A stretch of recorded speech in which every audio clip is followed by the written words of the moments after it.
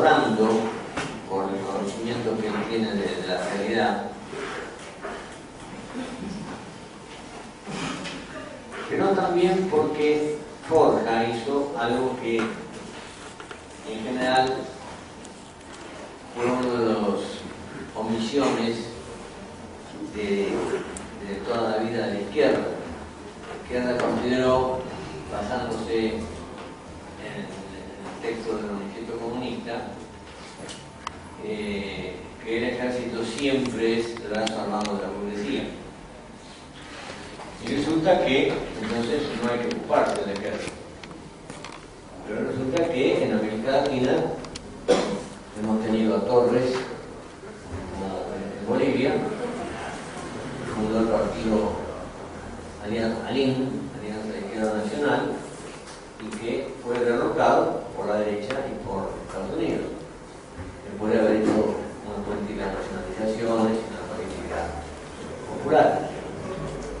Y en Perú, el Arco Alvarado fue algo muy importante que llevó adelante la creación de la Ferro Pajo Corporation, y después también estableció el derecho a réplica en los diarios para que los diarios hubieran obligado a darle espacio al público para refutar lo que quisieran, y hizo una institución de tierras, una reforma agraria, hasta que después él se enfermó, le cortaron una pierna y empezó a debilitarse la revolución, ¿no?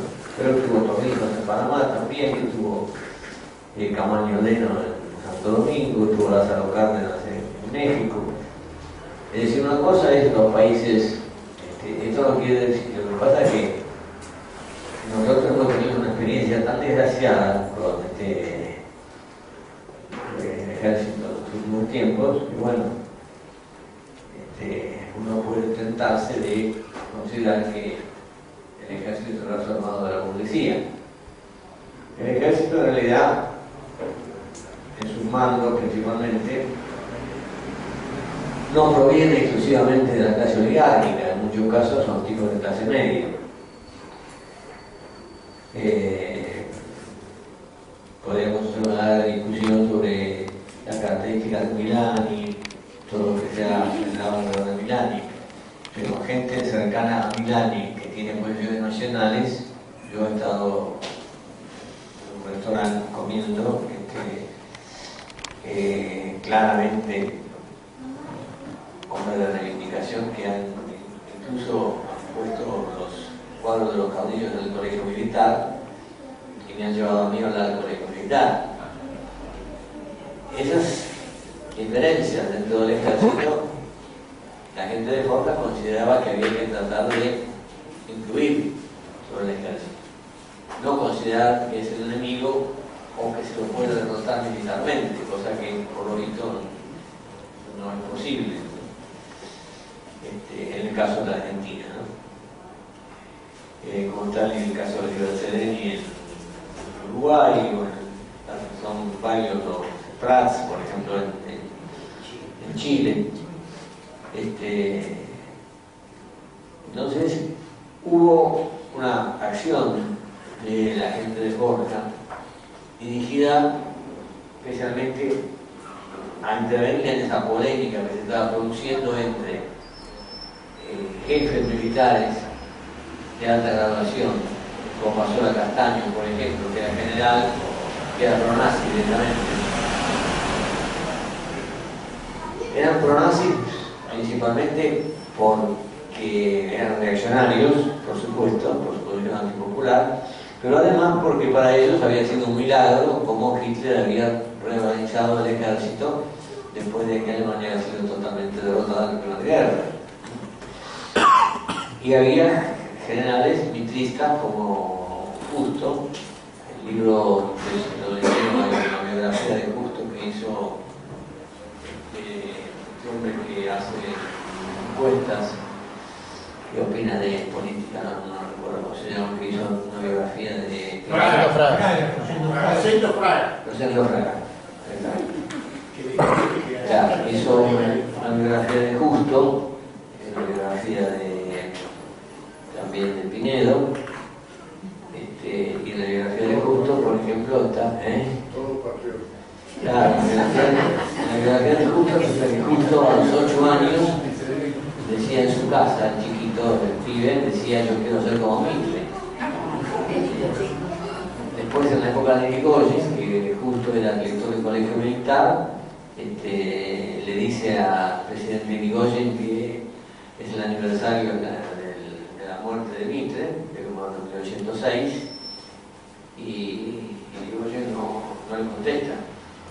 Entonces lo que hace Justo es desarmar al cuerpo principal del ejército de él, una guarnición, sería una escolta, qué sé yo, y hace un desfile por Plaza de Mayo sin armas, para no demostrar que no había ningún propósito golpista, pero en homenaje a Mitre. Bueno, la gente de Forja,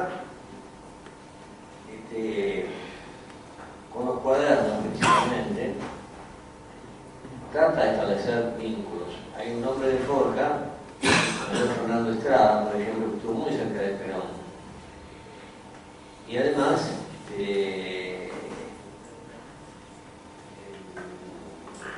Mansi tenía relaciones con dos coroneles que casualmente se llamaban uno Quiroga y el otro Sarmiento.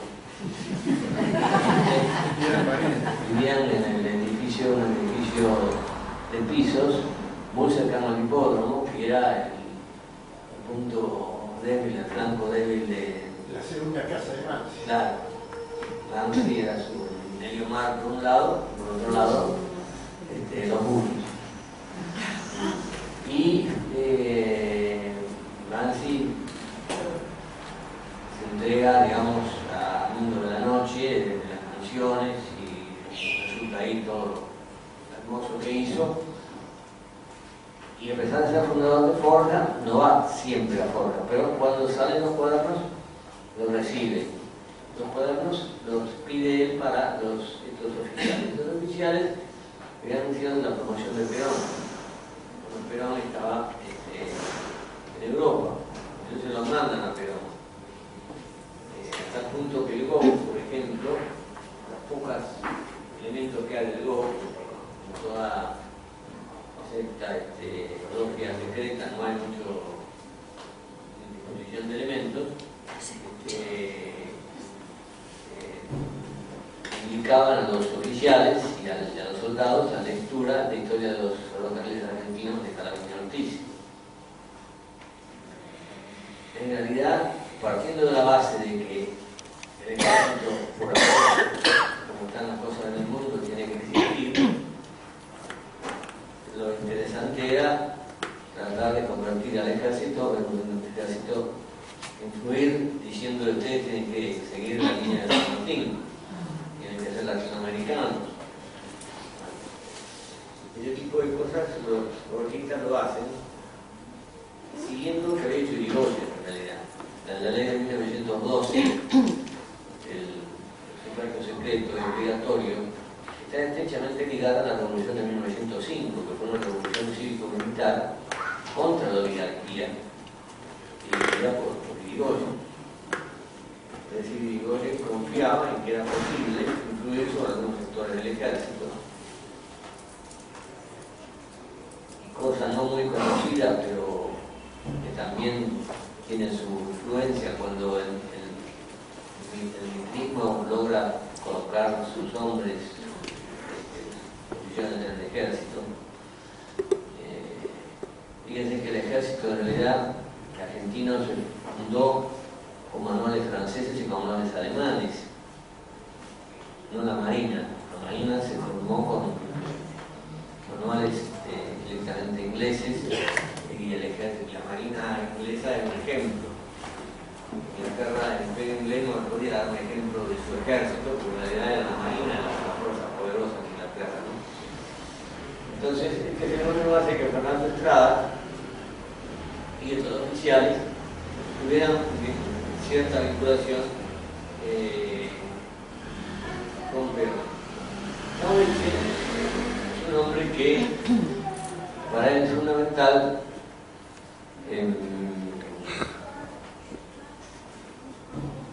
actuar sobre los acontecimientos, estar siempre sobre los al punto que se produce el golpe el 4 de junio. El 4 de junio fue viernes, se produce el golpe militar, porque Castillo declara que va a apoyar la candidatura de Patrón Costa. Patrón Costa era un hombre aliadófilo y eso significaba entrar en la guerra. Entonces los sectores que no querían entrar en la guerra, algunos porque eran antibritánicos y otros porque no les gustaba un poco entrar en la guerra, deciden anticipar el golpe, dan el golpe y lo derrocan a Castillo. Castillo no está en condiciones de defenderse, no tiene partido, prácticamente deja el poder el 4 de junio, pero ellos necesitan, estas cosas que tienen los militares en general, precisamente un general que aparezca como líder del movimiento, de verticalidad, de prestigio, etc. Le buscan a Rawson. Y Rawson aparece el 4 de junio como la figura principal. En realidad el que mueve el colegio militar es Reynolds, que muchos años después tiene una discusión con Jauretche, y Reynolds le dice que él movió a los cadetes del colegio militar en favor de que se depurase la corrupción, y no sabía de dónde estaba parado realmente, no sabía que estaba manejado para cruzarse en el camino a la candidatura de Patrón Costa. Lo cierto es que Rawson puede hacerse el acto de asunción del presidente recién el lunes, el 7 de junio del 43. Entonces, Rawson se apresura a hablar con algunos periodistas y con algunos militares, y entre sábado y domingo dice que una de sus primeras medidas va a ser declarar la guerra a Alemania. Con lo cual, el ejército argentino debería enviar tropas. El ejército brasileño fue a la guerra. El ejército argentino se había obligado a ir a la guerra. Y Jauretche lograba siempre de un modo u otro meterse en los intersticios del poder. Consigue una entrevista con Rawson a través seguramente de Fernando Estrada.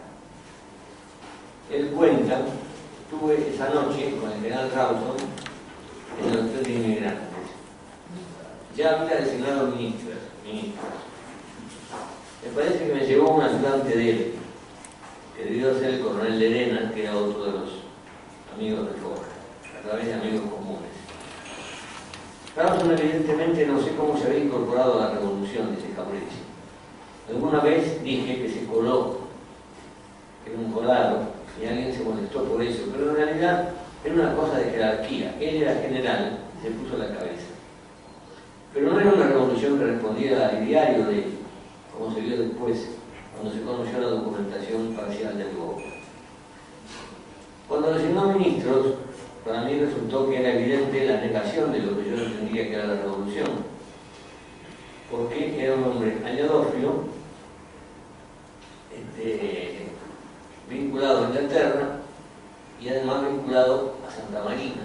Santa Marina, según ustedes han dado una vez por Tandil, tiene enormes extensiones en Tandil y fue el argentino que tuvo la pinacoteca más valiosa, que fue tratado de sacar la medida de contrabando, libros de ese tipo, ¿no? Por el dinero que tenía.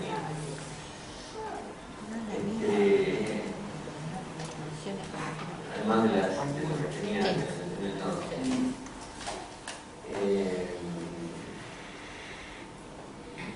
No era lo que yo entendía que se hacía la revolución. Que si hubiera simulado en el primer momento por una situación internacional para ganar tiempo, era una cosa. Pero ahora resultaba que Rawson era de convicciones profundamente belicistas. Entonces conversa con Rawson y dice: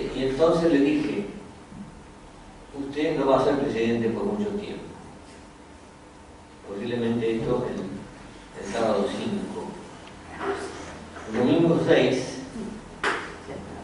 se reúnen el grupo de coroneles que eran los que en realidad llevaban adelante el GOB, en los cuales el mercante juega un papel tan importante como Perón, y el domingo a la noche lo van a ver a Rawson y le comunican que si esas son sus intenciones no va a asumir el día lunes a la mañana como estaba pronosticado. En realidad a veces se habla de que lo coloca como presidente, pero no llegó a asumir como Rawson. Se habla del presidente Rawson en esos 2 días, que es como si no hubiera habido presidente. Entonces Jauretche interviene también en esta cuestión y después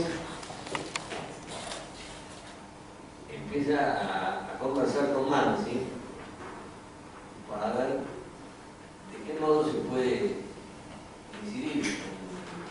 En realidad, al ser desplazado Rawson, debería asumir Ramírez. Ramírez tenía contacto con los militares, Palito Ramírez le decían, que era uno de los contramistas, y tenía contacto con los militares, con los radicales, quiero decir. No era un tipo muy de fiar, porque la relación era más bien con la cúpula del radicalismo, aunque ya había padecido. El segundo hombre de ese radicalismo era Tamburini, después es el que va a ser candidato a presidente junto con Mosca. Entonces, según cuentan Mansi y también cuenta Jauretche, ellos, a través de estos amigos que tenían en el ejército, empiezan a informarse acerca de quiénes son los hombres del ejército que pueden marcarle o acercarlo o apoyarlo a Ramírez para que haga una política de elecciones libres y que sea una política nacional, o que si no hacen elecciones, porque no eran ellos, uno de ellos lo dice en el documento anterior, si aparecía un caudillo capaz de llevar las cosas adelante, hacer una política nacional y popular, las elecciones no eran una cosa tan importante. Y resultó que de las informaciones surgía que había 2 coroneles que eran los más capaces. Uno de ellos el coronel Enrique González.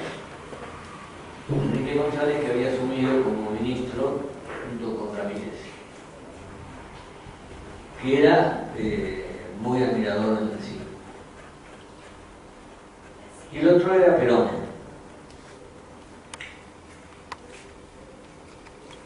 Perón, que ahí estaba Farrell también, pero Farrell era un hombre que no se le conocía por razones políticas, pero que era muy amigo de Perón. Se había hecho amigo de Perón en Mendoza. Perón había ido a España, había hecho toda una práctica de montaña.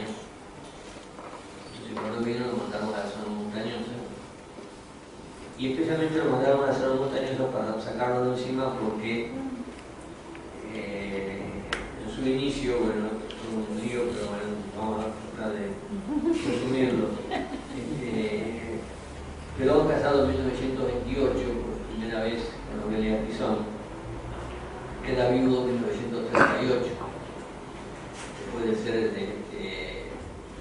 agregado militar con ella en Chile. Cuando ya están en Chile le toma el mal y muere un poco de tiempo.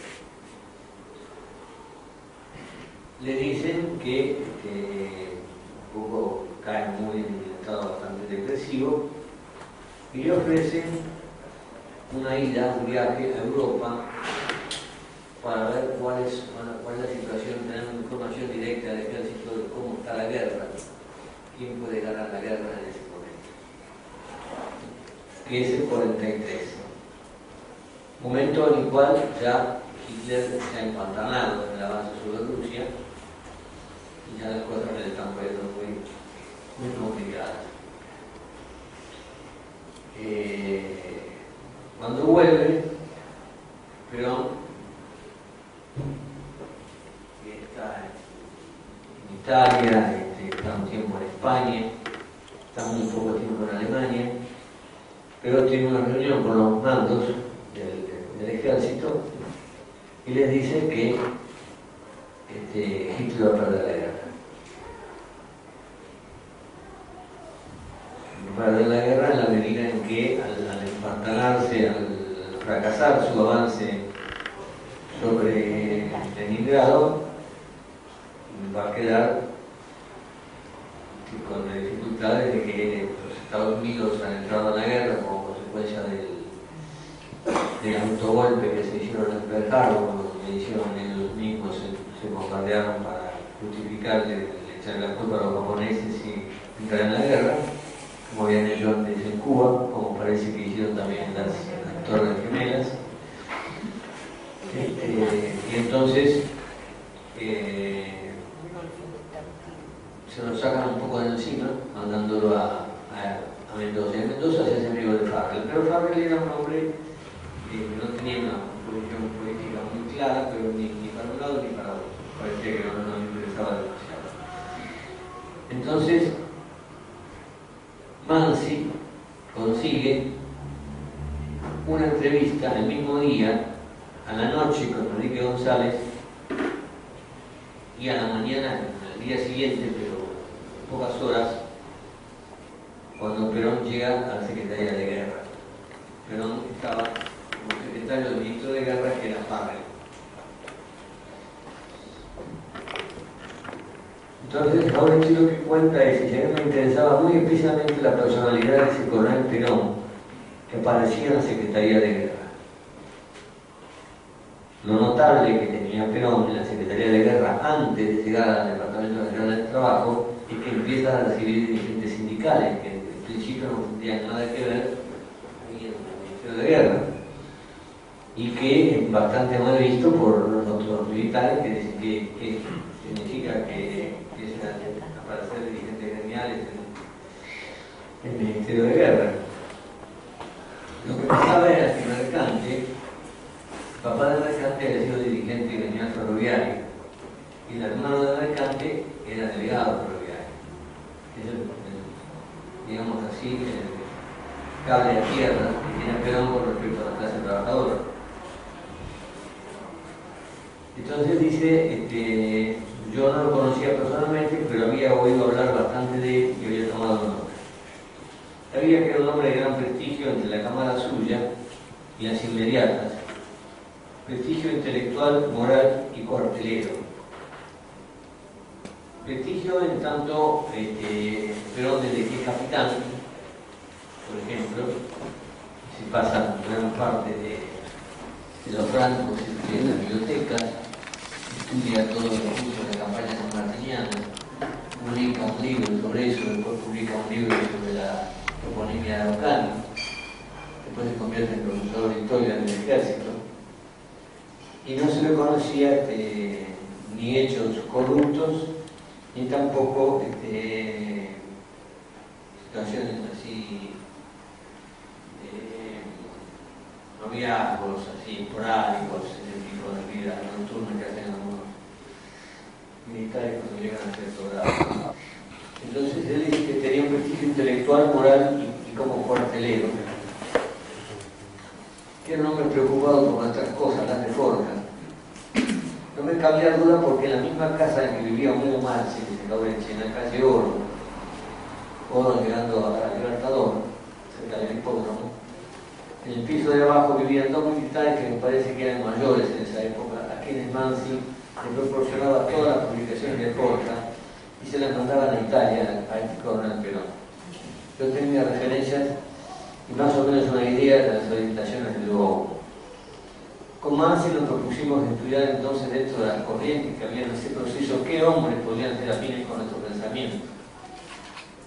Es decir, mientras la idea tradicional de la izquierda argentina ha sido que sea quien sea, cuando hay un golpe que está en contra, porque son militares o son curas, la gente de Forja tenía una posición distinta, como hemos llegado a la conclusión muchos con respecto a Padre Mujica o a Padre Benítez o a tantos curas de villas más allá de las implicancias de la Iglesia y los capellanes que le insuflaban la idea a los militares que torturaran y aplicaran desaparición de personas, ¿no?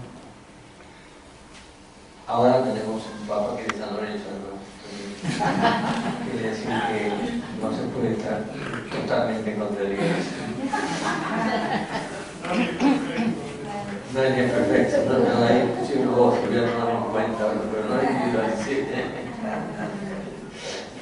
Bueno, dice, entonces con más nos propusimos averiguar qué hombres podrían ser afines a nuestro pensamiento. Especialmente cuando el Comité Nacional de Anticlericalismo se preparaba para influir sobre Ramírez, porque Ramírez tenía una tendencia por lo radical. Después de un análisis exhaustivo encontramos que había dos hombres que se destacaban por sus aptitudes. Uno era el coronel Enrique González, que era secretario de la presidencia, y el otro era Perón. Fernando Estrada nos proporcionó esta entrevista. Fernando Estrada fue hombre de Córdoba y muy cercano a Perón, uno de los pocos hombres, junto con Filomeno Velasco, que se estudiaba con Perón. Obviamente los militares mantienen cierta distancia a los grados, ¿no? Estrada era por el su brazo derecho. Perón se movía siempre con Mercante, Estrada y Capitán Russo. Aquí omitía a Filomeno Velasco, que fue fundamental en el 17 de octubre, porque fue el que tomó la jefatura de policía. Desde que había aparecido en la escena pública, Perón tuvo a su lado a su íntimo miembro el mayor Fernando Estrada, que había sido camarada del colegio de él. Tanta relación había que he conocido solo dos hombres que se estudiaban con Perón, dice Jaureche, Estrada y el general Filomeno Velasco. Creo que fue para fin de julio o primeros días de agosto del 43. Casi inmediatamente del golpe, ¿no? Es decir, hay una actitud político militante que quiere decir sobre los acontecimientos mucho mayor que Scalabrini. Scalabrini era capaz de escribir, pero tenía sus reservas y no se jugaba su prestigio o su opinión de esa manera, ¿no? Bueno, en la víspera conseguimos la entrevista con el coronel González y lo fuimos a conocer a la casa de Leopoldo Lugones hijo, en Villa de Oro. Esto a algunos de ustedes seguramente le cae mal, porque Leopoldo Lugones hijo fue uno de los que arrancó más la Picana, fue uno de los que luego se lo llamaba conspirador, que era el hijo del poeta. El poeta había sido el que había hablado en 1924 de que había llegado la hora de la espada, y después se había escrito el discurso que dijo Uriburu para que dijera Uriburu al tomar el poder. Después me apareció un militar descalzo, que era un tanto liberal, y luego aplacó un poco el discurso. El discurso era bastante reaccionario y autoritario. Y el hijo de Leopoldo Lugones fue jefe de policía y uno de los principales torturadores. Por eso es que Enrique González, que era admirador de Hitler, ha sostenido que lo viera en la casa de Lugones. Nos conversamos toda la noche, ya está alto el día, ya era amanecido, nos tomamos una opinión del hombre y de su pensamiento. Después nos fuimos al Troquezón, que era un restaurante, donde comimos un pucherito, y nos fuimos después al Ministerio de Guerra, que en ese tiempo estaba en Monte y Callao. En Monte y Callao, de donde quedó. De ahí es donde él advierte el paso de la manifestación de la Unión Democrática. Sí. Allí conocimos a Perón porque mantuvimos una breve conversación. Y allí salimos a conversar con Homero y a analizar estos dos hombres que resultaban los más capaces. Y llegamos a la convicción de que Perón, por su orientación, sus ideas y su actitud de captación del ambiente, era el hombre indicado para darle un contenido parecido al que nosotros, de nuestro pensamiento, deseaba para darle impulso a la revolución. Ellos se encuentran con Perón, que Perón les dice lo que él dice al volver de que ha llegado la hora de los pueblos, que ha llegado el momento en que los pueblos van a intervenir decididamente, que terminada la guerra se van a producir cambios importantes. Perón se da cuenta de que se va a producir la liberación de alguna colonia, como el caso de la India o de Egipto, se va a producir la Revolución China, así que hay un caldo de cultivo por abajo muy importante. Y a partir de ese momento él se ofrece a conversar con Perón. Perón le da una tarjeta a Aurechie de audiencia permanente y lo cita, como era su costumbre, muy temprano, para que 3 veces por semana lo vaya a ver, creo que a las 7 de la mañana en la Casa Rosada, que llegaba a las 6:20, y Aurechie entra con esta tarjeta de audiencia permanente y claro, Aurechie está muy en conocimiento de toda la interna del radicalismo, la de Forge, la gente de Forge, los grupos de Forge del interior. Entonces le es muy útil a Perón, por ejemplo, para decirle: el único, uno de los pocos hombres que se podía confiar es el Sabatini, que es la Intransigencia Nacional, que es lo más ilusionista que quedaba. Incluso se lo llamaba a los radicales de Córdoba los rojos. Entonces, los radicales de Córdoba estaba el Castillo, por ejemplo, Coronel, los que estuvieron en marcha en el Editorial Raigal. Si ustedes observan, es un caso interesante. El Editorial Raigal publica durante la época de Perón muchos libros que son nacionales, no siendo un editorial peronista, sino siendo un editorial radical. Es el filón radical que podría expresarse en Lenson, hasta que murió por el tiempo. Y bueno, se produce ahí una relación con Perón donde él en algunos casos llega a conseguirle elementos de juicio. Perón le dice, por ejemplo, que hay un acto con relación al seguro, posiblemente un inicio de lo que después fue el Instituto Nacional de Reaseguros, y que tengo que hablar mañana. Cuénteme un poco la historia del seguro. Entonces Aurechie quería contar de que las primeras empresas de seguro fueron ingleses en Argentina, que es el distinto tipo de seguro que hay. Perón va al acto, da el discurso, se publica en los diarios. Aurechie, cuando lo lee en el diario, dice: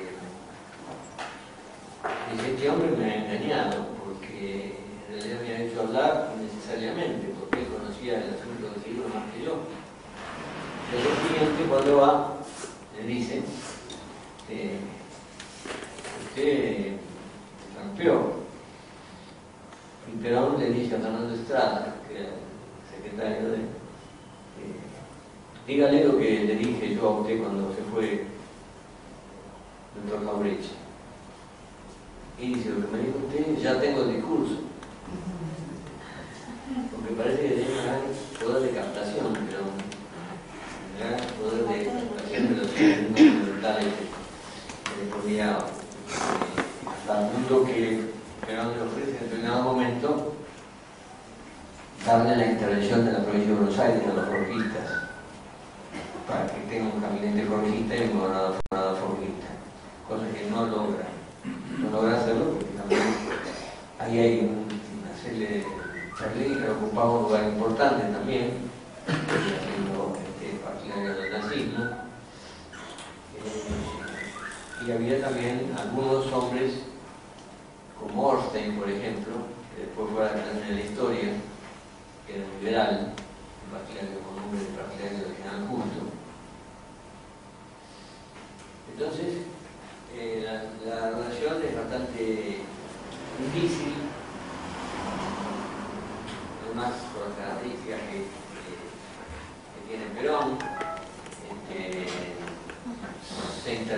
Buenos Aires y se interviene como gobernador, como interventor al general Sanguinetti, que no tenía nada que ver con Forja, y se hace un gabinete integrado por militares, en el cual aparece Lucas Galignana, que era un forjista no muy conocido, y en Forja Jauretche, que había dicho que iba a tener el control de la provincia, queda pagando a los restantes forjistas, ¿no?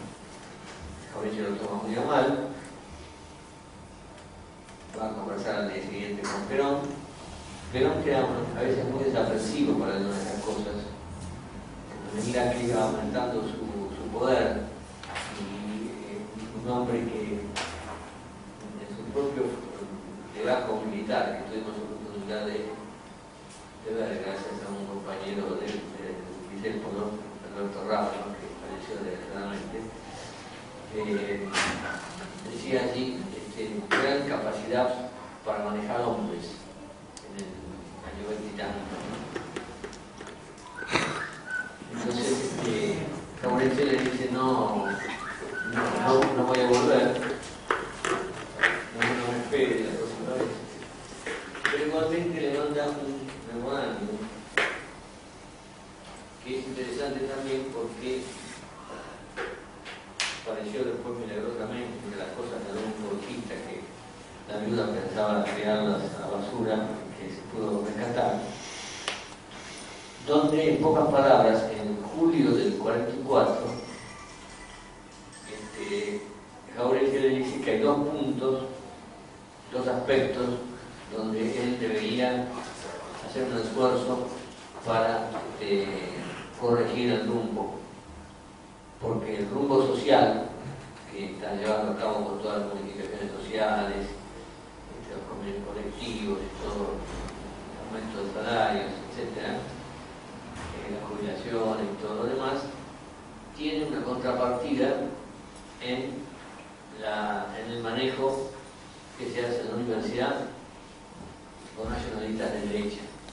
Sabe que en la universidad llega a estar como interventor de la universidad Bruno Genta, que era un tipo realmente nazi.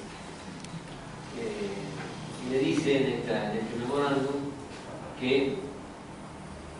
hay que tratar de ver cómo se puede influir sobre los estudiantes, porque los estudiantes generalmente, y esto es cierto, en América Latina han sido un factor de movilización popular contra la dictadura, ¿no? Tienen sido un factor más dinámico, ¿no? Pero que en este caso los estudiantes se están poniendo en contra porque por las posiciones reaccionarias del rector.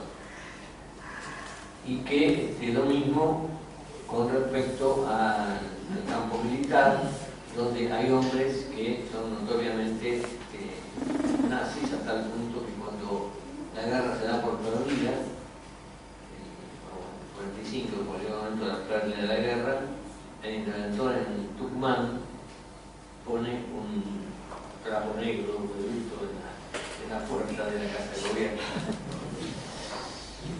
Y efectivamente Perón tiene un enfrentamiento con la gente de Berlinguer, no suponer que por lo que le dijo Jauretche, pero tanto Enrique González es apartado, y Berlinguer en determinado momento llega casi a tener fuerza como para poder tener alguna influencia decisiva en el gobierno.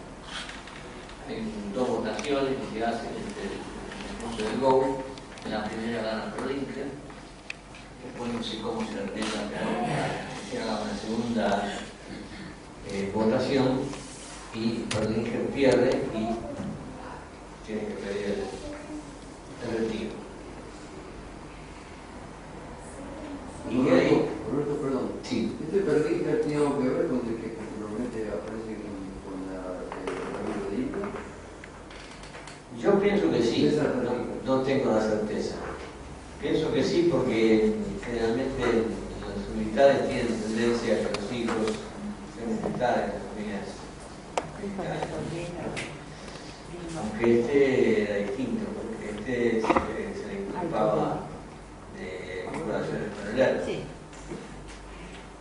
Y después creo que tuvo alguna buena relación con Amalia Costa Abad. Eso ya está entrando en el Salerno Real. Pero eso me parece que era Premoli, ¿eh? Sí. El coronel Premoli. Bueno, entonces, en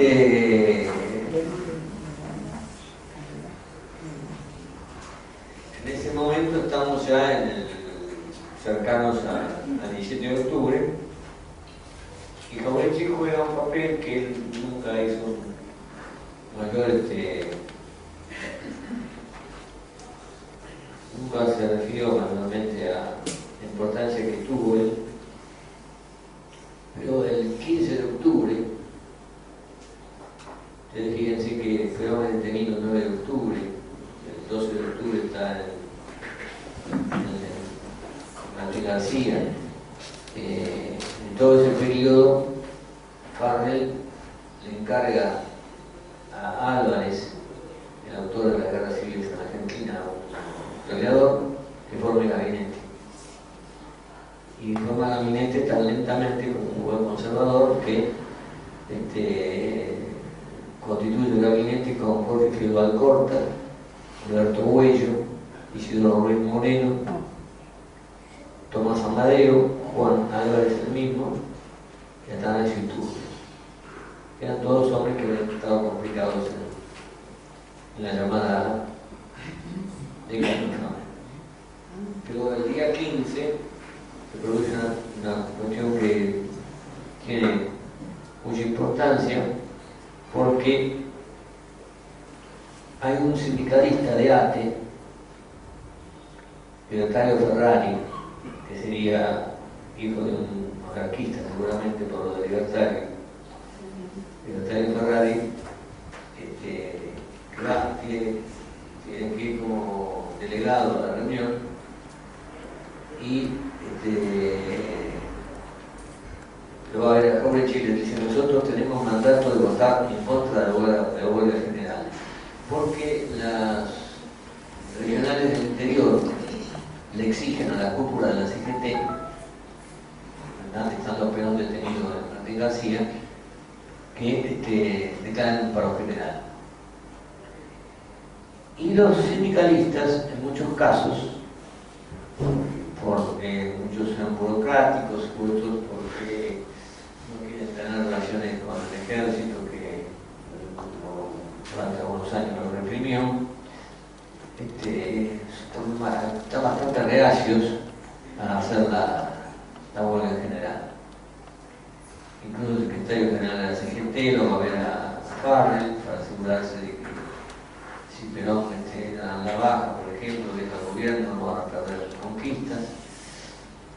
Cada uno va a recurrir a lo que les parece que pueden sostenerlo. Por ejemplo, Santa Marina, que era Santa Marina, que era uno de los hombres también más ricos del país, lo va a ver a Vittorio Codovila, que es el presidente del Partido Comunista, que está detenido. Le dije a los periodistas a la salida: lo vine a ver porque yo sé que es un hombre muy importante, que nos puede dar indicaciones, que puede estar muy bien, el principal dirigente del Partido Conservador.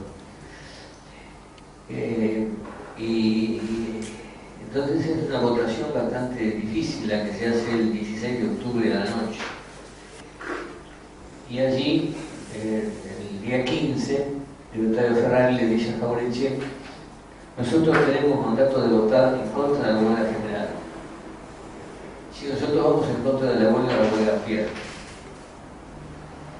Jauretche le dice: hay que votar la huelga, porque hacer el mandato para que Perón sea liberado. Porque además la huelga está en la calle y porque están en juego muchos años del destino del país. Poco después se realiza una reunión donde interviene el doctor Rigo Molinari, que después será senador, historiador también, quien se comunica con el doctor Luis Agustín Costa, que tenía ciertas vinculaciones con Lonardi y estaba dispuesto a colaborar con Lonardi, es decir, a sacarlo a Perón, pero no hacer una persecución al peronismo ni nada por el estilo de la sector más liviano del golpismo del 16 del golpe del 9, lo que sacaba la pena. Molinari dice, manifestó que necesitaba mi estudio, dice Jauretche, para una reunión nocturna. Y se reunieron a las 11 de la noche, se metió la reunión, se encontraban presentes Nicolás Molinari, Arturo Jauretche y el dirigente libertario Ferrari. En dicha reunión se discutieron las medidas sectores, un memorándum escrito y dejan escrito, que alguien lo guardó, y el textual. Se discutieron las medidas militares, policiales y gremiales que debían adoptarse para lograr que el entonces coronel Perón, preso Martín García, retomara el poder. Se resolvió propiciar para una reunión que debía efectuar la CGT al día siguiente, si mal no recuerdo, el 16, y se propició la huelga regional revolucionaria. Y se comentó a Jauretche que la redactara en ese momento. Jauretche utilizó un papel de envolver y escribió a máquina un proyecto de moción de huelga general revolucionaria. Lo cierto es que el 16, cuando se produce la reunión del Comité Central Confederal, empieza a prevalecer la posición de los ferroviarios. Curiosamente, porque Perón tenía también el cante, el delegado ferroviario, pero en la cúpula ferroviaria estaba bastante burocratizada y eran los gremios que estaban mejor tratados por los ingleses. Entonces, además, tantos, 28 presentes, los ferroviarios creo que eran 14, tenían un peso muy importante. Los metalúrgicos que recién empezaban a surgir, los metalúrgicos creo que eran 4, los textiles eran 3, no tenían suficiente peso. Y en realidad hay varias opiniones de gremialistas que estuvieron en esa reunión, dicen que jugó mucho a favor de declarar la huelga, no la huelga revolucionaria, pero sino una huelga para el día 18 de octubre, el discurso del libertario Ferrari, que fue la expresión de esta reunión que tuvo con Molinari y con Jauretche. Jauretche lo que cuenta en un escrito es que descansa apenas unas horas, de la mañana temprano se va al Club Argentino de la calle Florida. El Club Argentino de la calle Florida era una forja disfrazada, porque el golpe del 43 había eliminado la actividad política, los partidos políticos no podían funcionar. Entonces ellos abrieron un club, le pusieron un club argentino y cerraron el local del sótano que tenían en la calle Lavalle. Al poco rato, cuando aún de la lectura de los grandes diarios no logra despuntar los acontecimientos, Jauretche se encuentra con que vino a verme un dirigente de Lanús, Pedro Arnaldi, obrero de la construcción, un artesano especialista en chimeneas de casas de habitación. Serán las 9:30 de la mañana. Entra y me dice: doctor, mañana nos venimos todos al centro.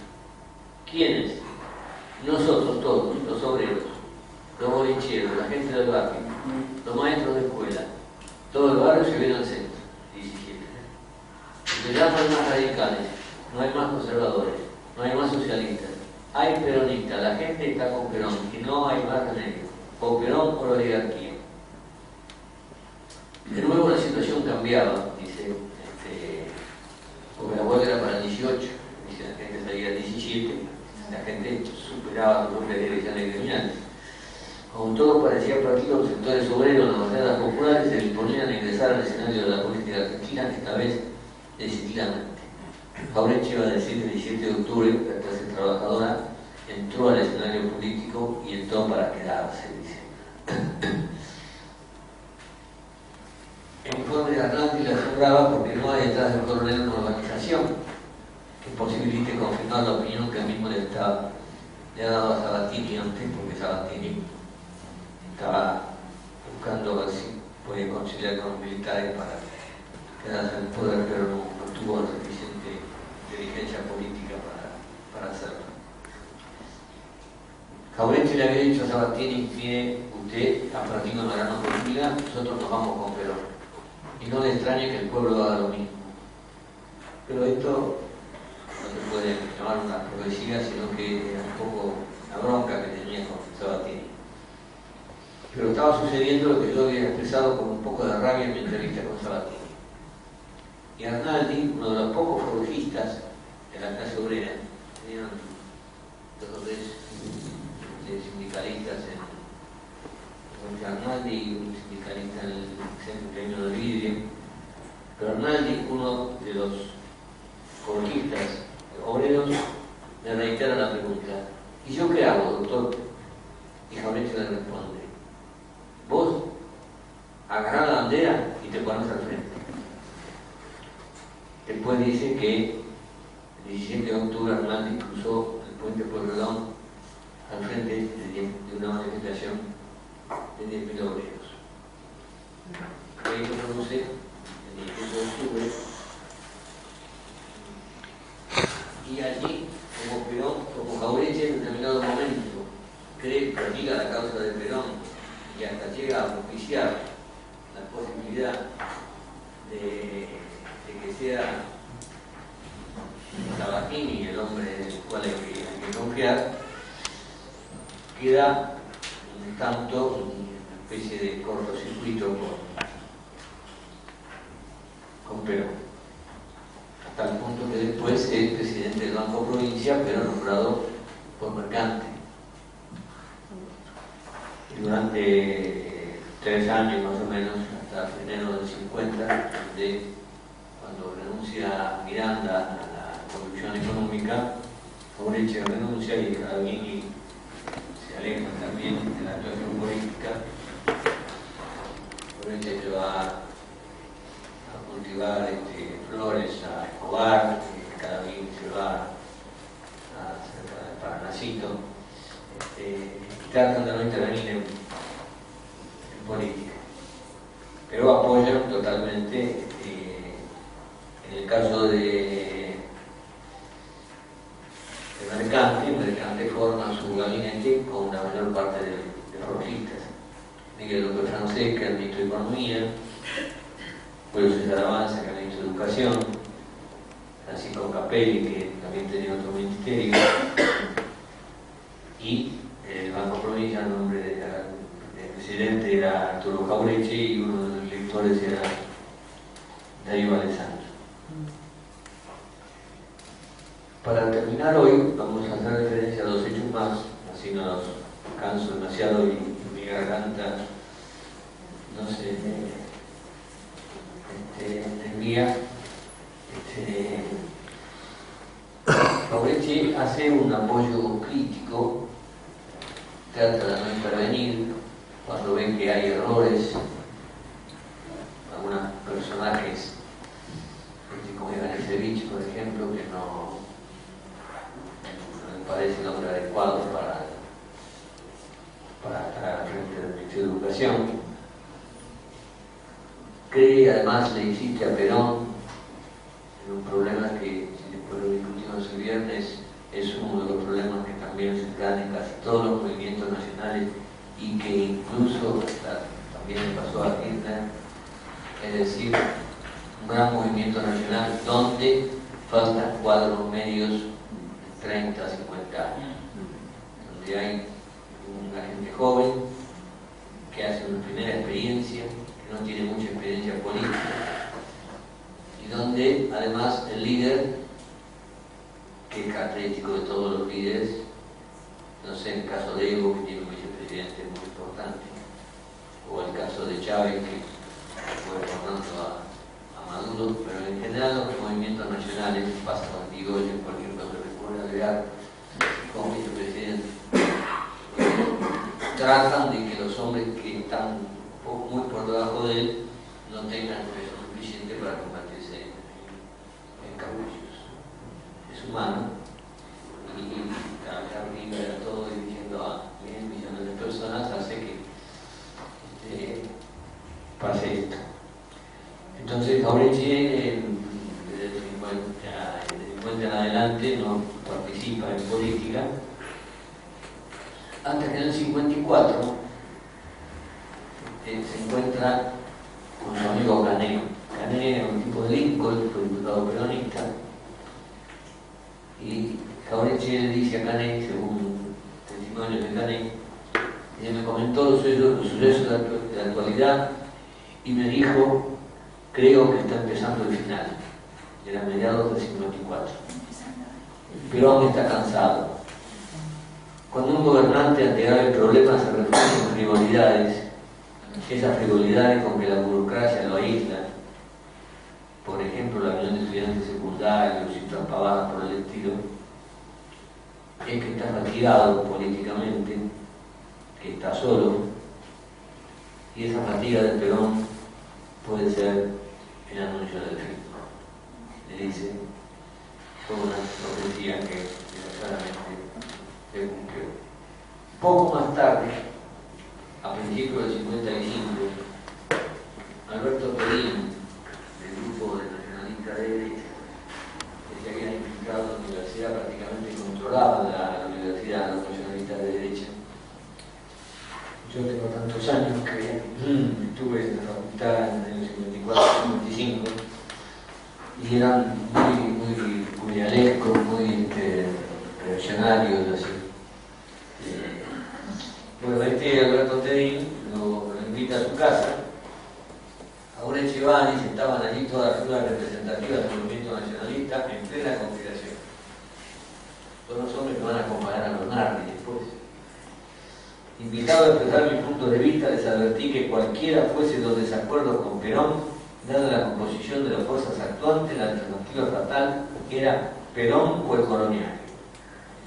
Les advertí que los nacionalistas carecían de fuerza suficiente para controlar el movimiento que inevitablemente iba a estallar y cuyo triunfo descontaba la oligarquía de la década infame. No había sido destruida totalmente en sus bases financieras y conservaba la superestructura cultural del país, y ellos serían utilizados para desvirtuar el pensamiento nacional de las Fuerzas Armadas. En la caída de Perón serían arrastrados también ustedes, los nacionalistas, y también la Iglesia, que intentaban denunciar. Todos, menos ellos, hasta los comunistas, se beneficiarían de la caída de Perón, porque lo que se quería apartar del poder era toda política nacional. Quedaron en silencio. Entonces les digo, a pesar de mis diferencias actuales con la política del general Perón, yo no puedo dejar de coincidir con la línea de fondo de su gobierno, sobre todo porque el país en este momento no tiene otra alternativa, o la oligarquía liberal o Perón. En cuanto a ustedes, los nacionalistas, no son alternativas. Van a ser utilizados y al mes o a los 2 meses, fíjense el golpe del 16 de septiembre, el 13 de noviembre, a los 2 meses, es sacado los Nardi. Y a los 2 meses le van a dar una patada en el traste, porque a ustedes les ha ocurrido siempre así. Eran jóvenes y se comprende cuando los rodearon a Uriburu y vinieron los conservadores y les dieron una patada en el traste y los echaron a los 2 o 3 meses. Después vino Perón en el 43, hicieron lo mismo, fueron rápidamente desalojados porque Perón descubrió que ustedes son una fiesta a votos. Y ahora les va a pasar lo mismo. La primera vez eran jóvenes, casi adolescentes. La segunda vez eran hombres maduros. Y ahora son hombres viejos. Lo que es evidente es que siempre han sido pelotudos.